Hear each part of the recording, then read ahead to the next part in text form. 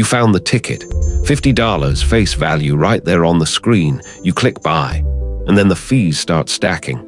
A service fee, a facility fee, a processing fee. By the time the page settles, that $50 ticket has quietly grown. Same seat, same show. So where did the extra money go, and who is actually keeping it? They'll tell you it's a service fee, a convenience charge, a facility fee, a processing fee, an order processing fee, as if processing an order and processing your order were two different jobs. Here's the thing. None of that is what you are actually paying for. Here's the number the government put on it. When the Government Accountability Office studied the primary market, those fees averaged 27% of a ticket's face value. Some checkouts ran a lot higher, and you are not paying that because it costs them $13 to email you a barcode. You are paying it because, for the show you actually want, there is usually just one road from your couch to that seat. One company promotes the tour.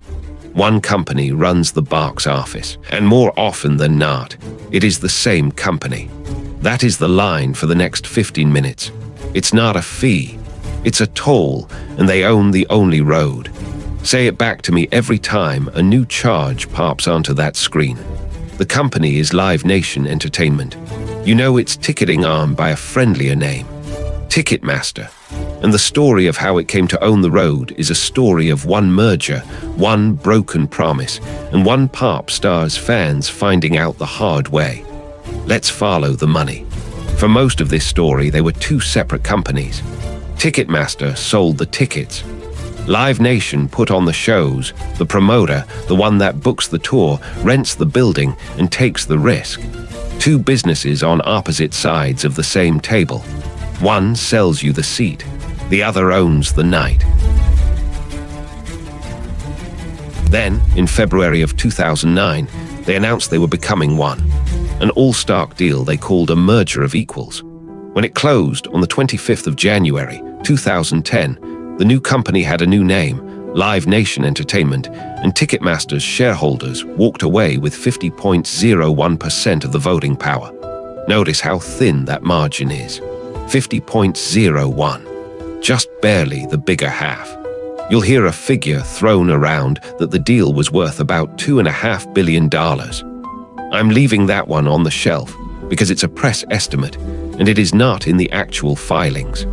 What is in the filings is cleaner and more honest. An exchange worth roughly $7.32 a share, and control split right down the middle. Now the government could have blocked this, because think about it. The biggest concert promoter in the country had just married the biggest ticket seller in the country. The people who decide which tickets exist would now own the only store that sells them. That is both sides of the deal, under one roof. The Justice Department let it through, but not for free. It made Live Nation sell off a ticketing unit called Pasyalan and license its ticketing software to a rival. And it made the company sign a promise, a consent decree. The heart of it, in plain words. You will not punish a venue for using someone else's ticketing company.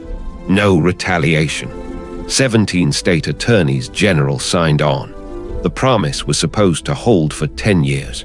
So now the road had an owner, and a signed pledge filed in federal court that the owner would play fair. Hold onto that promise, because we are about to watch it break.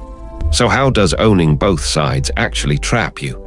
Let me walk you through the machine, because it's elegant, and it is almost entirely legal. Start with the artist. Live Nation manages the tours. By the Justice Department's count, more than 400 artists. When a tour goes out, Live Nation books it into venues, and more than 265 of those venues, across North America, it owns or controls outright, including, the Justice Department alleges, at least 60 of the top 100 amphitheaters in the country. Now add the ticketing. A venue that wants those big tours has a powerful reason to sign an exclusive deal with Ticketmaster, because Ticketmaster's parent is the very company bringing the tours.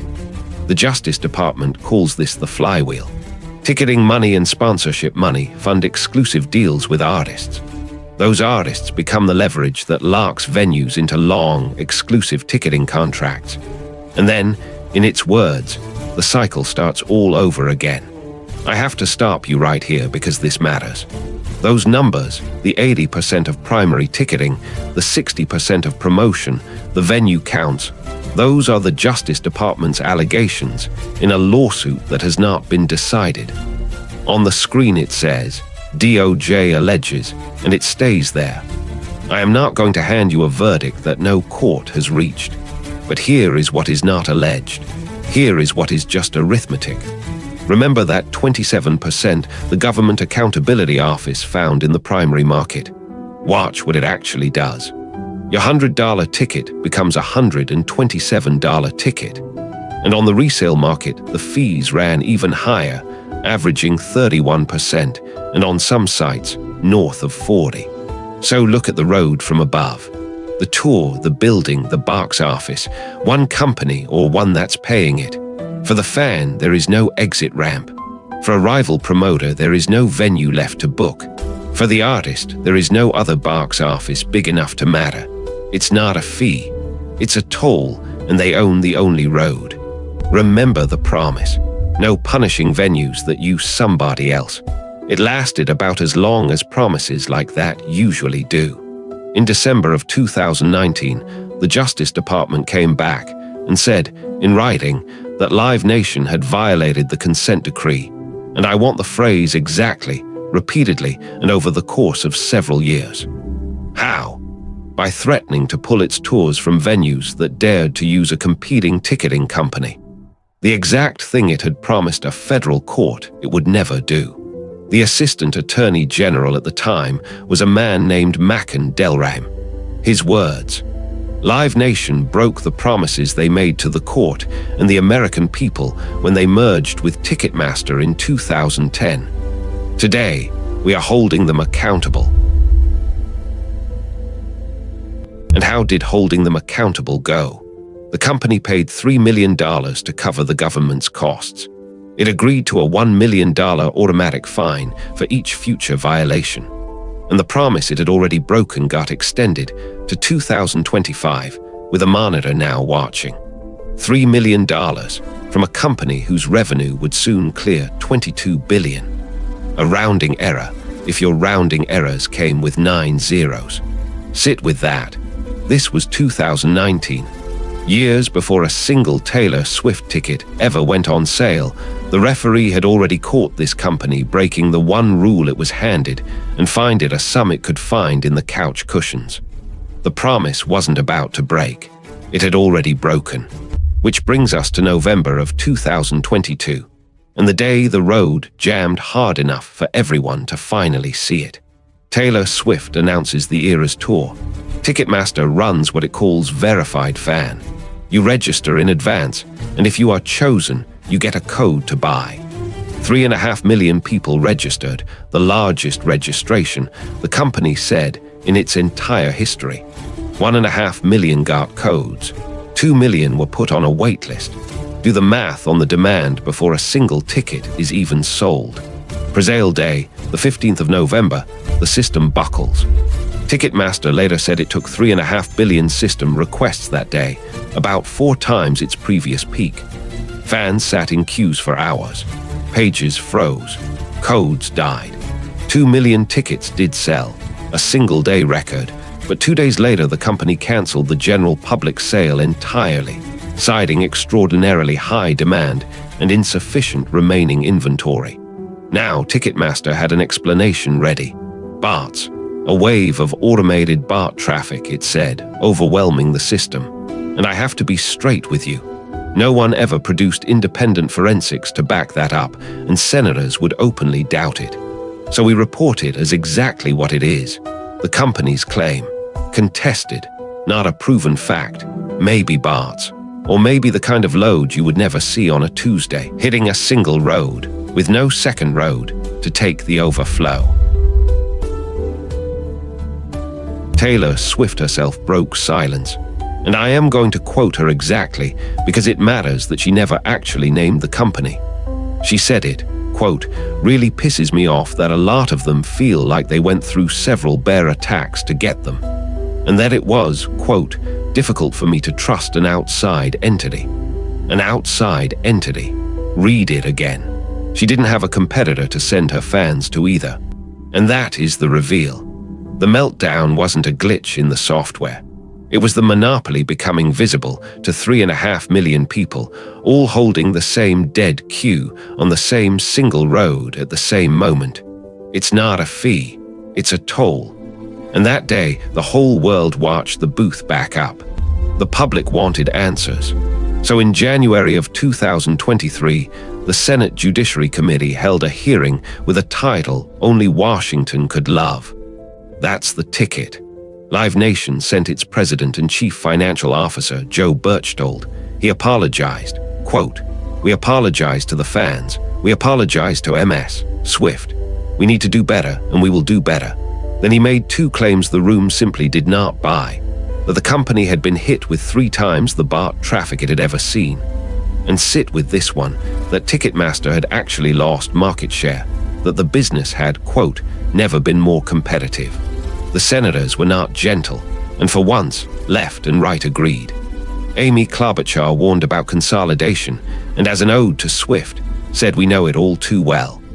Richard Blumenthal told the company to look in the mirror and say, I'm the problem, it's me.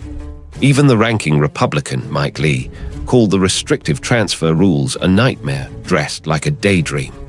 When a Democrat and a Republican are trading Taylor Swift lyrics at your expense, you have had a bad day. And a musician named Clyde Lawrence gave the testimony that cut the deepest, because it wasn't about Swift at all. He walked through the math on his own band's shows. A $30 ticket becomes $42 after the fees, and the artist has almost no visibility into or control over that stack. The people making the actual music can't see the toll either. Then, in May of 2024, the talking stopped. The Justice Department and roughly 30 states sued Live Nation and Ticketmaster. And this time they did not ask for a fine. They asked a court to break the company apart, to force it to sell off Ticketmaster. Attorney General Merrick Garland put it plainly, it is time to break it up. Now I have to be honest with you about where this actually stands. That lawsuit is not decided.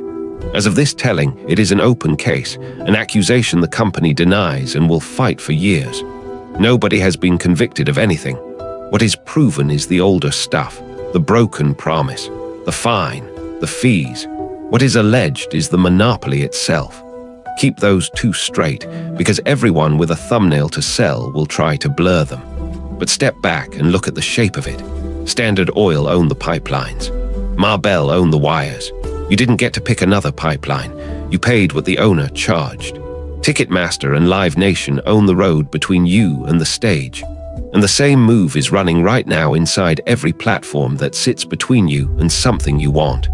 Buy the rails. Then tax everyone who rides them. You just don't see the toll booth until the traffic backs up. So here's the question a jury may finally get to answer. Not whether the fees are annoying. You already know that. The question is who gets to own the only road. It's not a fee, it's a toll. You were sold a story about convenience. Here's the number underneath it. 27% on a road you were never allowed to leave.